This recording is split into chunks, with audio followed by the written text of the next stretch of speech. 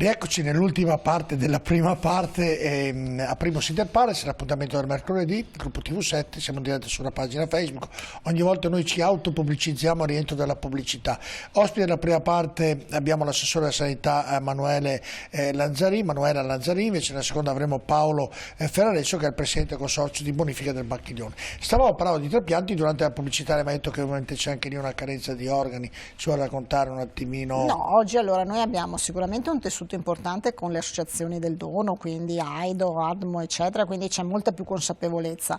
Cosa è cambiato? È cambiato che un tempo insomma c'erano molte morti più giovani, pensiamo solo alle morti in motorino, in moto, quando non si usava il casco. Oggi fortunatamente quello ha protetto molto e quindi oggi insomma l'età di chi fa un trapianto è un po' più in alto, quindi di persone un po' più adulte, quindi a volte c'è questa difficoltà anche quando abbiamo appunto richieste di trapiante per minori e quant'altro, ma è un bene nel senso che le misure di protezione hanno evitato chiaramente delle morti improvvise, delle morti diciamo così eccezionali. Dall'altro è chiaro che questo insomma oggi ha una fotografia completamente diversa. Allungato.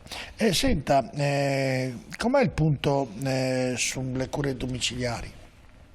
Sulle cure domiciliari noi... E poi spieghiamo come funziona, perché magari tanti non lo conoscono. Allora, bene. l'ADI, l'assistenza domiciliare integrata, è quel sistema per cui noi abbiamo degli infermieri che vanno a domicilio della persona che viene individuata, che può quindi che deve usufruire di questo servizio, e vanno a domicilio per prestare delle cure che possono essere delle cure più invasive come anche meno invasive.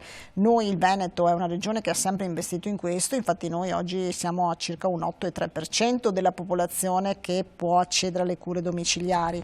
Il PNRR ci darebbe il target del over 65, il 10% entro il 2024, quindi noi siamo messi molto bene da questo punto di vista. Siamo messi così bene che rischiamo di perdere soldi, perché i soldi dovrebbero andare a quelle regioni che invece sono all'1 al 2%, che è un paradosso, perché noi diciamo, se noi siamo stati più bravi, abbiamo speso i nostri soldi per il passato per mettere in piedi un servizio di questo tipo, adesso che ci sono dei fondi specifici per questo non possiamo essere penalizzati perché il Lazio è al 2% o la Calabria è all'1% e quindi loro devono raggiungere il 10% e gli diamo più fondi. Sembra un po' un paradosso, no? Su chi hai sempre investito. Dovrebbe, io mi ho fatto questa domanda perché per il ragionamento che abbiamo fatto delle carenze degli infermieri pensavo che anche sotto questo aspetto ci fossero delle difficoltà umane. No, ci sono sicuramente, cioè adesso noi dovremo individuare la figura nuova dell'infermiere di famiglia, è previsto nel DM 77, non li troveremo, cioè quindi o li prendiamo dall'ospedale e li mettiamo a fare gli infermieri di famiglia, ma allora svuotiamo l'ospedale e non è fattibile, non è possibile oggi, e quindi oggi il problema del personale c'è tutto. Senta, le faccio una domanda un po' anche delicata. Nelle case di riposo ultimamente, anzi frequentemente, parlo a livello Italia, succedono degli episodi spiacevoli dove gli infermieri ovviamente non trattano bene i pazienti, anzi è un eufemismo dire che non li trattano bene, tutt'altro. Voi seguite questa con attenzione, questa problematica che è successa anche nella nostra regione? No, la seguiamo, siamo molto addentro e non ha nessuna giustificazione, cioè rispetto ai fatti che sono accaduti a San Donà di Piave, possiamo dirlo, insomma, nella casa di riposo di San Donà di Piave non c'è nessuna giustificazione, non c'è nessuna tolleranza, cioè lì chiaramente chi si permette di maltrattare persone sensibili, vulnerabili, anziane, indifese, cioè va punito, e quindi io mi auguro che la magistratura faccia tutto il suo corso. Detto questo, ma per prevenire che ci siano questi episodi? Noi appena abbiamo delle segnalazioni, di solito sia con le aziende sanitarie del luogo ma anche con l'azienda zero, mandiamo le ispezioni. Quindi noi avevamo fatto anche delle ispezioni, però al momento non erano sorte delle situazioni affatto avvenute, stiamo monitorando e ancora capendo se stanno mettendo in atto tutte le azioni per far sì che queste cose non avvengano, quindi c'è sicuramente un controllo da parte della Regione che viene attivato però quando si verificano delle segnalazioni da parte dei parenti piuttosto che da parte di qualche utente. I parenti non li fanno entrare apposta per nascondere ovviamente quello che fanno. Noi arriveremo a brevissimo con il bando per quanto riguarda riguarda la videosorveglianza, ci sono dei fondi nazionali che noi metteremo a disposizione delle case di riposo e delle strutture per disabili per la videosorveglianza, ma anche qui sappiamo che il nostro paese è un paese un po' strano, cioè dicono sì, mettete la videosorveglianza, ma poi i dati sono sensibili, c'è la privacy, non potete quindi utilizzarli, dovete metterlo nei luoghi comuni, quindi non è così semplice, perché tanti dicono mettiamo la videosorveglianza, ma allora dovrebbe esserci una legge che dice mettiamo la videosorveglianza obbligatorio e la possibilità di utilizzare i dati non è proprio così. Non c'è, perché in Italia c'è la privacy per noi che ci occupiamo di sanità è un disastro. Perché i dati sono sensibili, super sensibili.